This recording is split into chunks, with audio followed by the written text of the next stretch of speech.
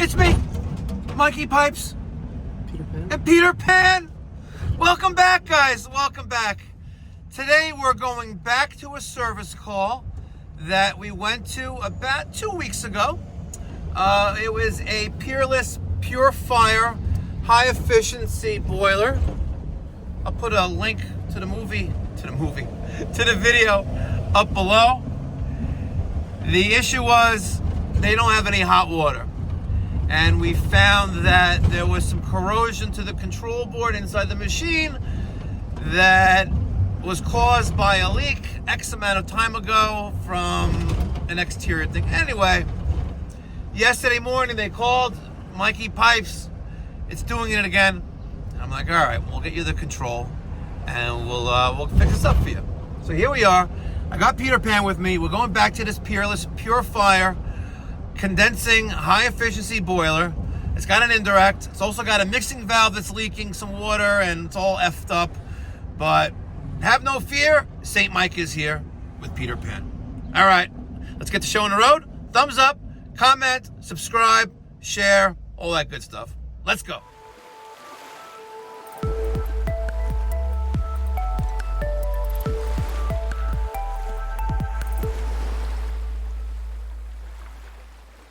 All right, we're back.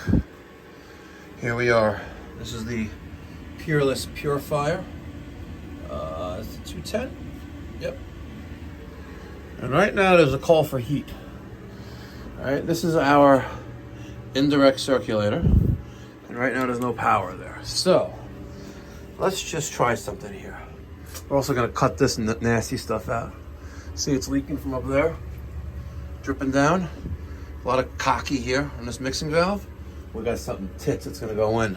I got the Caleffi 1-inch press with temperature gauge, thermostatic mixing valve. It's really, really gonna be tits. So we're gonna take this out. No more of this Honeywell nonsense. We're gonna hook them up, make it right. Spend once, don't spend 10 times. All right, let's crank up the temperature on this Aquastat. Now, this is not the original Aquastat for the Burnham Alliance. The original Aquastat uses a digital one. It gets 24 volts, which is what this was, obviously. And it has a dial on this. Let's crank up the temperature. Right now we're at, let's see, come on, focus, baby. 170, right? So it's all the way up now, right? Nothing. Not doing diddly squat. Supply at set point, fan post purge. All right, so this is cranked all the way up, and it's not doing diddly. This is a return. This is a supply, and it's cold. All right. Actually, hold on. I got them reversed. This is supply. All right, yep, this is supply. There's our flow check. And it's hot here, all right? Call for heat, circulator on. Let's just do a little more testing right here, right? Let's get a Phillips screwdriver and let's get we'll use one of the wire nuts and we'll just jump these out and see if it forces it for a call for domestic hot water. So let's go right there. Got 2 pounds of gold on today. All right, there's that. And let's take these two. Oh, don't lose that that brass screw, don't lose that. Okay, let's get our little Lego. It's gonna go back on the Aquastat when we're done. I just want to bypass the Aquastat to see if it's gonna respond. So now, TT from the Aquastat is bypassed. And I have a domestic hot water call, finally, all right? And it's on now, but let's turn the power off. Let me show you what the problem is here. See all this corrosion? Came from a leak up there. See, a bunch of mess up there. Let's pull the cover off. All right, we pulled the cover off, and here's this control. See a lot of corrosion there, all right? So, let's get the supply house box over there And let's get the Peerless Fire Tube box. And let's rebuild this bad boy. Here is the display rebuild kit for the PureFire 210. All right, let's crack this bad boy open. You know, why am I doing things one-handed? There we go. Okay, now, looks like we have, this is the control itself, main control. Okay, and this was just programmed on February 7th, 22. Let's just put this up there for right now. And now what else we have there? We have a control module, very nice. Okay, and then we have a little informational pamphlet here.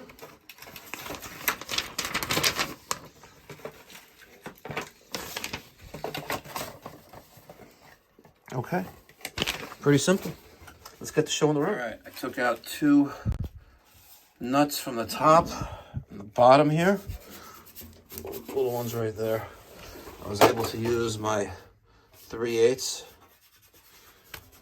socket on there, and we're getting all this debris out of it. Look, I'm coated with this stuff. I'm just sitting here, as you can see. See?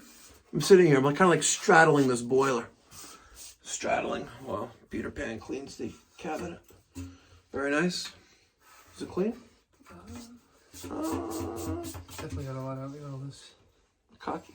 Yeah. All right. I think that looks pretty satisfactory. Let's put it back together.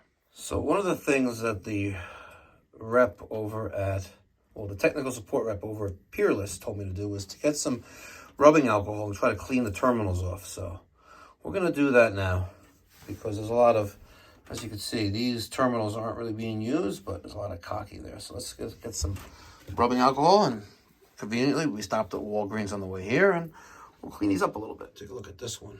That's marked 12. Looks pretty messed up here. Hold on for a second. We're gonna clean this up. Wow. Look at that, see? So I'm gonna get that rubbing alcohol, which disappeared. Where'd it go? Oh, there it is. Let's just,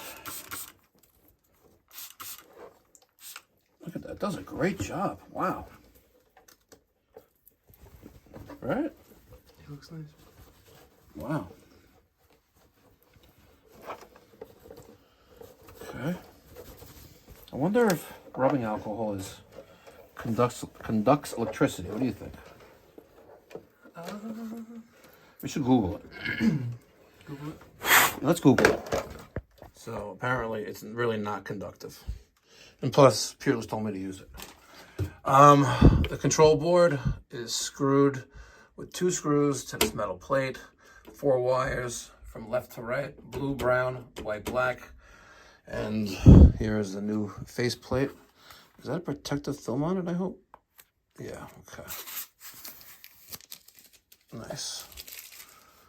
Okay, and nice and neat in there. And let's get you on there.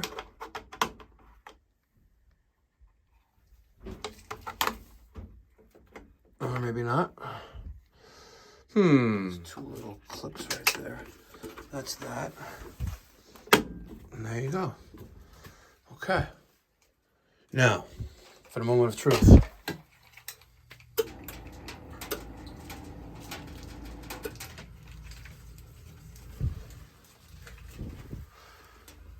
It's not really on.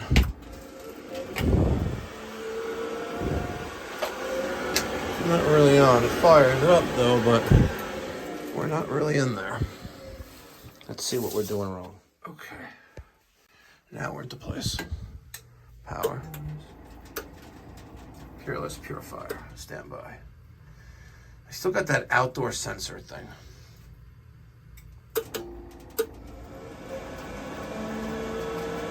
This is 14 degrees. Domestic hot water. Trial for ignition. Domestic hot water circulator is powered. And we've got ignition, ladies and gentlemen. We have ignition. Very, very nice. Let's see what our settings are here. Alright, central heating set point is set for 185. Domestic hot water set for 180, which is fine because we have a thermostatic mixing valve. Today's April 12th. Wow, it's saved all that information.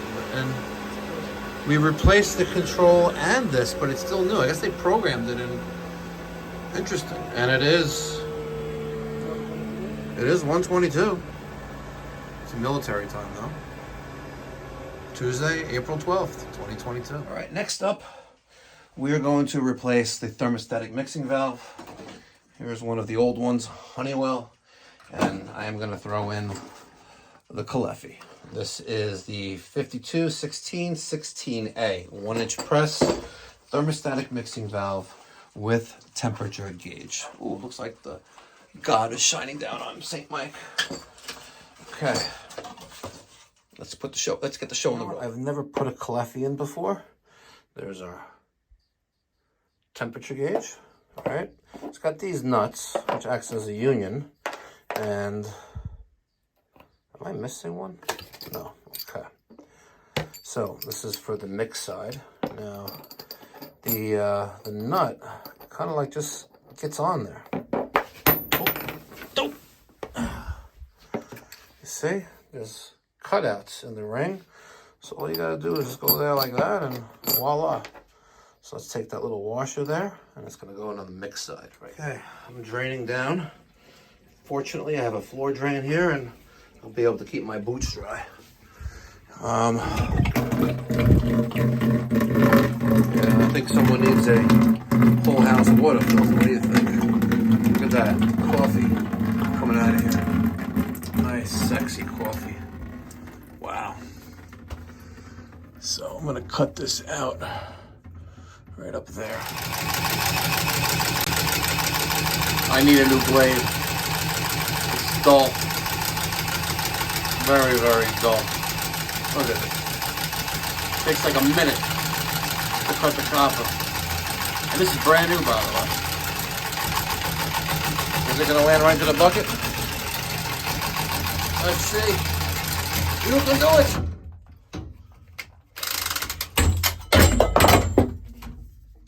Saved by my stomach. Okay. Now, let's take a look at the failure. The failure joint. Look at that. This is what you're gonna call an installation defect. See that, Peter Pan? Why else would there be that much oxidation right there, right? This is like, yeah. They didn't either. It was a bad joint from the get-go. All right, because she looks like the Statue of Liberty. Yeah. Statue of Liberty is made of copper. Oh, imagine you can Mongo the Statue of Liberty. What do you think it would be worth if you scrapped the Statue of Liberty? A lot. Damn. I'm just joking. Now, come on, this is, maybe I'm taking things a little too far. Talking about the scrapping the Statue of Liberty. If the liberal Democrats want us to, though, they want to cancel everything. Yeah. Right? They're going to say the Statue of Liberty was built by slaves. It's racist somehow. Yeah. Oh, Daniel's calling me. Now, I was just going to randomly cut right there. Right, that's the mix side, but why cut twice and why use a coupling? If I line that up just right, and I put a little mark at my Sharpie, right, I could just cut once and it'll go right into the mixing side of the thermostatic mixing valve. All right, here I'm probably going to have to get a little creative here. I may have to put a coupling there because I don't know if there'll be enough play here, but let's cut here first and see how it lines up. All right. Cutting the cold water side of the thermostatic mixing valve. Peter Pan is working on the Milwaukee M12 automatic tubing cutter. It cuts up to, there you go, 1 inch. Very nice. And conveniently I was able to wedge in a 5-gallon bucket there. Okay, so there's that. Now, we have to deburr the pipe, which I know no one does, right? So now, this is going to go there, right? And that is going to line up just like that. So we're going to need a coupling. Yeah, we need a coupling and a little piece of 1 inch. Okay, and then I'm going to take a Sharpie and mark this so I know this isn't deep enough.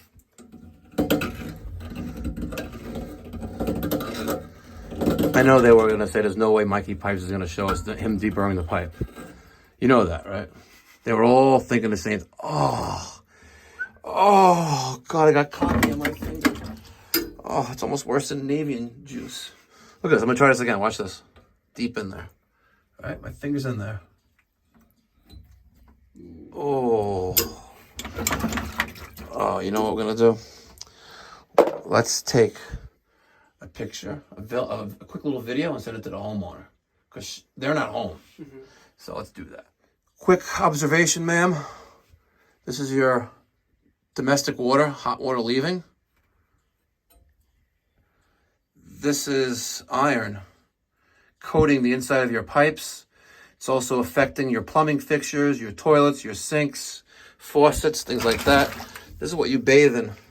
And I already got my finger in there a couple times, but you could see pretty bad. You should really consider possibly investing in a whole house water filter. Wow. I think that's pretty effective video. 35 seconds. I'll airdrop it to the son. Mm-hmm. Let the son airdrop it to the moms. And maybe, teep. Peter Pan, do you know the importance of deburring the pipe? I know it's important. Any idea why? Well, and it's never really done. Yeah. Like, I don't personally know any plumbers, master plumbers, journeymen, whatever, that actually deburr the pipe. Well, I assume we saw before how dirty the inside of the pipes get. Well, it has to deal with turbulence. Now, as water's flowing through the pipe, right, and it hits that groove, it's going to create turbulence inside the pipe, which could then result in interior pitting and things of that nature. Like, it's not good for the pipe. So that's why we deburr it. And no one really does it. Now, did this guy up here deburr the pipe? This guy? What do you think? I'm going to say no. We can find out. I'm going to say no. You want to find out? Sure. I want you to get the Sawzall, right, and cut like right there, right? Actually, as close to that as possible without destroying that. Or you can actually do it here if you want it as well, and we'll be able to see inside or feel it. Okay? Okay. That's your mission. Okay. Pretty crazy. So I had Peter just cut off this 1-inch elbow, right? Let me show you what we found inside. All right. There's the lip. See that? And also on that side as well. They did not deburr the pipe, which is kind of irrelevant because all that cocky. This is absolutely disgusting, right? That is absolutely disgusting. All right. I have, by the way, I'm using Vega press fittings with the Caleffi thermostatic 1-inch thermostatic mixing valve. All right. I have a 1-inch street 90 here. I got a coupling there. We're going to put a 90 with another little nipple there. Connect this. There's the mark I made with the Sharpie. And there's my other little nipple and my other little coupling for the cold water coming into the mixing valve. And once this is all pressed in and together, tightened up on 1, 2, 3, 4 unions, we'll restore water service. And we're still draining down the water heater, by the way. A lot of zones, though. A lot of zones. All right, Peter's cutting the last piece of 1-inch that we have.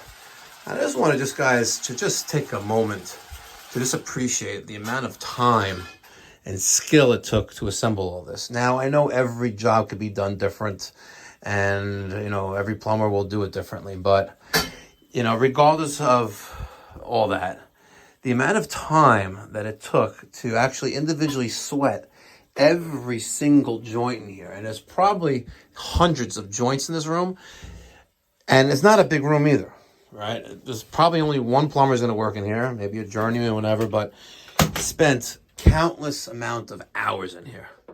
And I'm not hating on anyone, but this press repair, right? We're going to complete this. And I know I'm BSing along the way, and I'm showing you, instructing you things, make sure you deburr the pipe, right? But if you don't embrace the technology, it's gonna run right past over you. There's nothing wrong with press. And unfortunately, there are some haters out there, that's saying, real plumbers, use a torch. And listen, I know how to use a torch, and I can make my joints look tits. Like, look at this. This is disgusting, right? This is disgusting. Look at this. Snotty, right? Snotty. It's all snotty, right? Yeah, but that's a real plumber, though, right? And this isn't? Come on, man. Come on, man. Who says that? Come on, man. Steve? Sleepy Joe. Oh, yeah. Oh, you didn't say his name. Don't say his name. Come on, don't say his name. We're trying to be nice. Not hating on anyone, but look at this. If I wasn't pussyfooting around, I would bang this out in less than 10 minutes. But you deeper the pipe yet? Sure. There you go. Deeper the pipe, and we're gonna leave this for the homeowner as a sample. Not a sample. As maybe like a paperweight. All right, a souvenir. Yeah. Teep. All right, that's the last one up there. We'll put that in, press it in. Hasta la vista. Do the last two. This one, that one.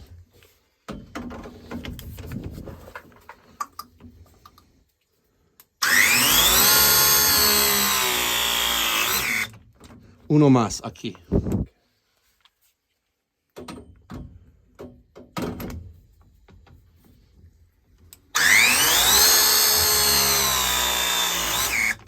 Excelente. Okay. Now, only thing left to do is tighten up these 4 connections. All right, let's turn off our hose. Now, cold water. Which one was cold water again? Cold water is here. All right. That is this one.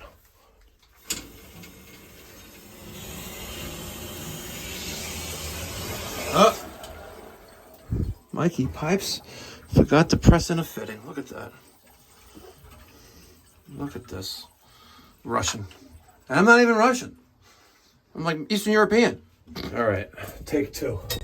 See? Uncut, unedited, raw. Raw Mikey Pipes. I keep it real. Before I continue, let's make sure everything else is pressed. That's pressed, that's pressed, that's pressed. This is pressed, this is pressed. That's pressed. That's pressed, that's pressed, that's pressed, that's pressed. Open up the hot water faucet right next to us.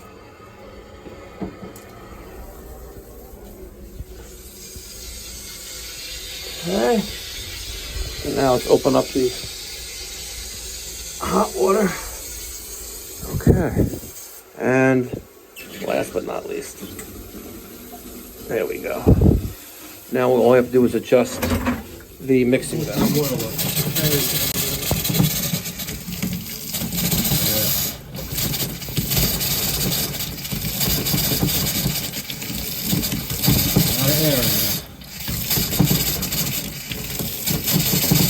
Turn the faucet off. And let's just do something a little smart now. Right? I want you to spin off this, right? There's probably gonna be a little washer here. There you go. Take hold of that. Is there a washer in there? Yes, there is. Now hold this so it doesn't fall inside the body. Open up the faucet. All right, you're not gonna. If you keep doing what you're doing, or if we keep doing what we're doing now, we're gonna clog up the aerator on here with all the crap. Okay. So hold the hose, open it up, and let it run until it's clear. All right, let's recap. We replaced the display module and the control module on the PureFire 210 condensing boiler, which suffered some damage from a leak up above quite some time ago. We've already replaced the wiring harness on this and the blower assembly in the past several years, and now the issue here is that I had a call for domestic hot water. However, I was not getting any power to the circulator. The circulator light wasn't on. We took the cover off. We weren't getting 120 volts here, even though it was saying it was supposed to. We called Peerless a couple weeks ago, and they told me to take out you know, the harnesses and, you know, clean them, put them back together, and that should do the trick. If it doesn't and it continues to reoccur, then we need to replace the control module. So we took care of that, up and running. Now, we had that leak from up there. It originated up there on this 1 inch. This is the domestic hot water, right? This is the mixed side. So we had that leak up there, which probably was leaking since birth, right? From day one. And that whole bottom of the elbow was corroded, dripping down here and oxidizing the entire pipe. And again, it's going to affect, you know, it's going to compromise the pipe. We also had leaks on the thermostatic mixing valve. So we replaced the mixing valve. We cut out some piping on the cold water coming into it and cut out from the coupling there straight down. And this is our mixed water. Now, you can ask me, Mikey Pipes, there's 2 gauges here. Well, this one doesn't really do bupkis. It thinks it's 220 degrees, and it's not. It's around 75, almost 80. All right. We have a recirculating line right here, recirculating domestic hot water. And this is very, very hot, and this is cold, so we are still filling up the indirect. Satisfying the indirect with temperature, which I have set to 170. I don't live here. I don't know. I know you don't live here, but you said you didn't have a. You know, we didn't know there was a filter or not because you don't live here. Because you're just, you know. They built it. But, I was living in. But I have to show this without disclosing too much. Okay, don't disclose what it is. Right? We have this AquaPure automatic whole house water filter right here, and I put these in all day long, right? By Lancaster. It's just almost identical. Look, the control, everything else is on top is identical. But look at what's messed up here, right? They have such disgusting water. Absolutely filthy. It's like, oh. So let's follow the pipe. So let's just, all right? Here's a water main. Here's 1 inch. Actually, this is 1.25 inches. Coming in, we have a double check valve there. We have, my buddy Pacific. Steve, he's the owner of Pacific Lawn Sprinklers, great guy. We got 1 inch going for the irrigation system. We come across, wait for it, guys. Oh, yeah, I already let the cat out of the bag. There's isolation valve before this T. This T goes to the inlet of the water filter. The outlet here then goes to there, but the valve in between is open. So they have a very expensive water filter here, but it's bypassed. And like I always say, a good technician is observant of his surroundings.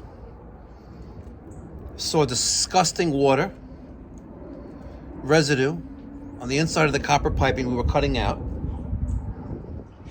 Made the customer aware.